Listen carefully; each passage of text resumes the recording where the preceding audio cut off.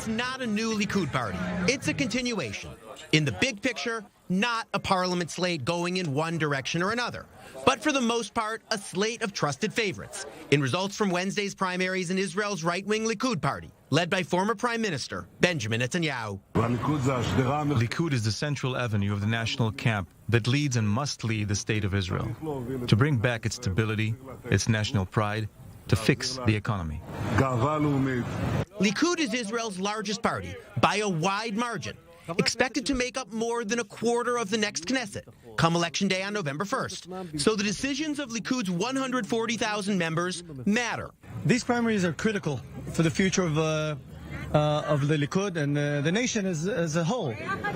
See, once that we have a good list and a good party to the side of Netanyahu, there's no doubt in my mind that we can win the elections on November. And they could have picked a list with a more populist flavor, building on trends inside Likud in recent years.